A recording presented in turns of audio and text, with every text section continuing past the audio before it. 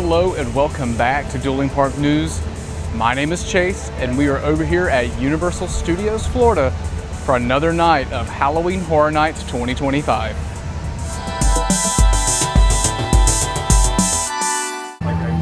Well, welcome to a very wet Halloween Horror Nights, but I'm not going to let it stop me, so let's go. I might turn into a wet, heaping mess of dog poo-poo, but I'm going to get to my haunted houses, that's for sure. So something to be said, with it raining this hard, even with the sun out, it's still raining pretty hard.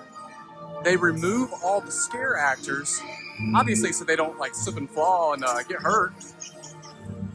Also, I'm sure they don't want to get all the makeup and practical effects on their, costumes and faces wet and messed up too, so that makes sense. I'm also trying to speak really loud, so if you see me reach down here to the mic, it's because they have the music and sound effects blasting right now. Like, it is so loud and echoing across the park. Well, this is a very, very rare opportunity to see the scare zones in full capacity with the sun out. But because of the rain, there are no scare actors out at the moment. But it's starting to lighten up now, so I'm assuming the scare actors probably ran and hid over here somewhere, like a changing room. And they will be back out briefly. It's also funny to hear all the cats screeching and meowing and blood-curdling screams when there's nobody out here. It does look like the cat lady is home, but my goodness, it is so loud over here. Alright, I'm making my way through Krusty Land now. There are no chainsaw scare actors out here either right now. The rain is starting to lighten up, but as you can tell, if you can't see it on my face, my hair, my sunglasses, I'm getting a little wet.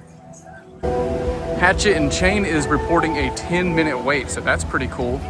That gives me hope for Fallout and the Dollhouse one over here in the back. I'm assuming everyone who did Stay and Scream is most likely rushing into Five Nights at Freddy's and Terrifier. We're not. We're rushing in the rain all the way to the back of the park, so that way we can get totally drenched and then go see Fallout and the Dollhouse. Ah, beautiful. Even there's a rainbow leading us to the Dolls Let's Play Dead house. Only a 35-minute wait, so let's get in line.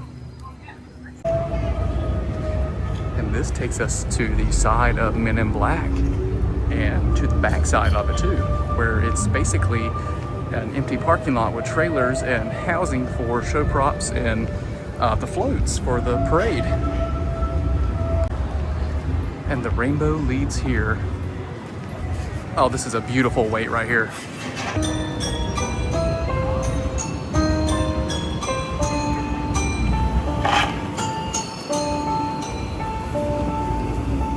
So that was Dolls Let's Play Dead. That was kind of a very subtle, not so scary house. The whole first half seemed to be missing a bunch of scare actors. Maybe that's just the way it was. Maybe I wasn't getting all the jump scares, but towards the end it got really good. The scares got really good, and there were some really cool scenes and some dolls that were really cool. So on to the next, which is hopefully Fallout. And it did stop raining, but yet it's still very cloudy. I'm hoping it holds off because I would hate to walk around in wet, soggy shoes and socks. And who knows, maybe I'll do Men in Black. That'd be a good way to cool off, but I'm not really that hot right now because the sun's not out. All right, Fallout is reported at a 40-minute wait, so let's go ahead and get in line for it. And Fallout's line, as well as Dawkins, is over here beside the Fear Factor stage where they do Nightmare Fuel.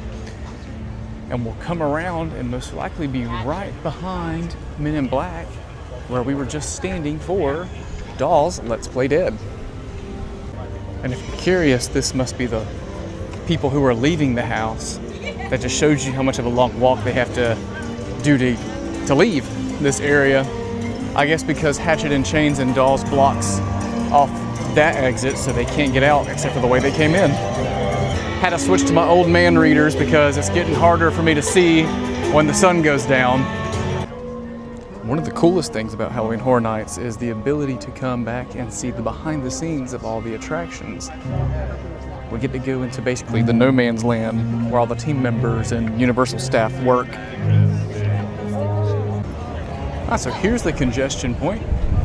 And look at that, Fallout has dropped by 5 minutes to only be 35-minute wait now, so let's go ahead and get in line. We were all the way over there for Dollhouse under those spooky clouds.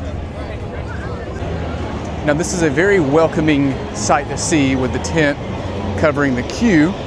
However, I did hear it's been getting very hot underneath there, so maybe they'll add some fans next year, I guess.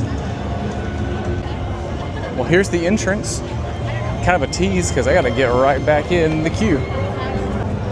I sure hope that storm does hold off because that looks very, very mean.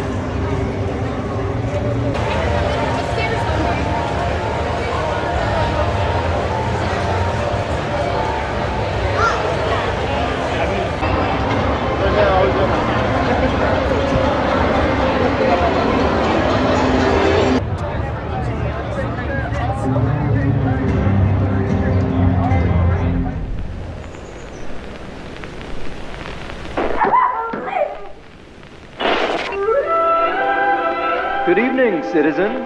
If you're just tuning in, you're in for a treat. Our friends at Vault-Tec are showcasing a revolutionary new experience, unlike anything you've seen before. Don't take it from us. Hear it straight from one of our special volunteers. Well, I'm back over here in my little hidey hole where you can kind of see London and the lagoon. But I just got out of Fallout, and I gotta say, that house was, it exists, it's there. I got a few good jump scares, but other than that, I mean, I really didn't know what I was expecting. I never watched the show, but I played Fallout 4 and I played Fallout New Vegas, and the one thing I was ready to see was, I think they're called Death Claws, I can't remember, the big monster thing. So, maybe it's in there, maybe I missed it, but I didn't see it, so I don't know, maybe it wasn't a good run tonight. The weather's bad, the scare actors are away. It's kind of a bad night. Well, it is just a rainy, gloomy Halloween Horror Nights night tonight. You see that? 3 nights in one sentence. Oh, 4 actually. Now, what do we have going on over here?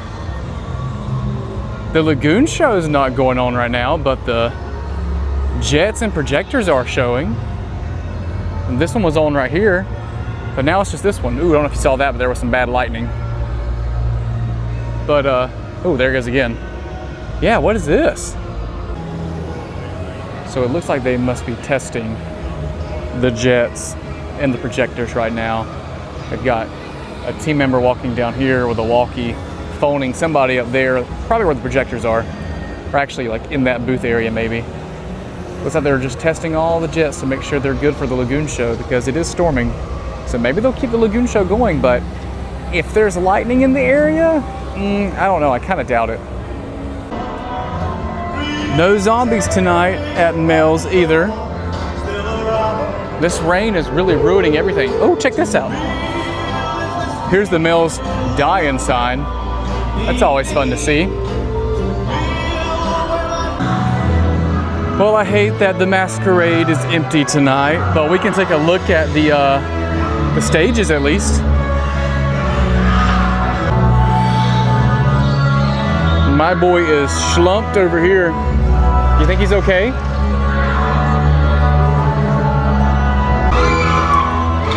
Check it out. I didn't realize this, but the head is filling up all the wine glasses. Oh, that's fun. Excuse me, ma'am, do you mind if I grab one? Well, how about this? Before I cut this video short, we'll go check out all the merchandise in the store one last time. Well, right off the bat, we've got the Blacklight Reactive Apparel out front. These are some thank you, sir. Got the houses on it. Very nice. We got our lovely pins that we've seen everywhere. I might grab one. I don't know. They're pretty cool. I like the gargoyle. Here is my lovely self-portrait. It's called Me on a Monday. Here's some of the merch I haven't really focused on, but it is the scare zones. So we've got the Masquerade, the giant mean crow raven, Toxic 20s. They call it the Origins of Horror. I guess that's just referring to all the scare zones. The Gargoyle Conservatory, overall arching theme, and of course the cat lady. Well, her cat at least. And of course they have the shirts to go with those glasses. So over the summer at the annual pass holder discount store, I actually grabbed one of these mugs right here for $4. $4. Right now that it's Halloween Horror Night season, it is $27. So sometimes it pays to just wait. Oh no, this is new to me. We have this Mel's die-in checkbook notepads. That is so fun. It may be a nasty concoction for a milkshake, but I think this is so cool. As well as the matching bags, the matching blouse tops for our zombie ladies, zombie lady headbands. We got some hats. We got what appears to be a bowling shirt. Awesome, awesome. And this is the back. Very cool. We got a glow-in-the-dark Mel's die-in shirt. That's awesome. I tell you guys what, they really crushed it this year with the Mel's die-in stuff. Like, these magnets are awesome. The pins rule. I love these. The sign is super cool. They've got actual washcloths. A Mel's die-in cup. I mean, they really went all out this year. Over here in the corner must be our IP area, because here's Five Nights at Freddy's. Of course, Freddy Fazbear, front and center. Here's all the Five Nights at Freddy's merch. Look at that. There's all the plushies. Bucket hats, the reversible jacket, the blanket. Oh yeah, this is the IP area. All the stuff we've seen already before, but just over here in the front of the park. Oh look, they've got the Dark Universe Monsters merch over here. That's funny. Oh, we do have phone cases and AirPod cases too.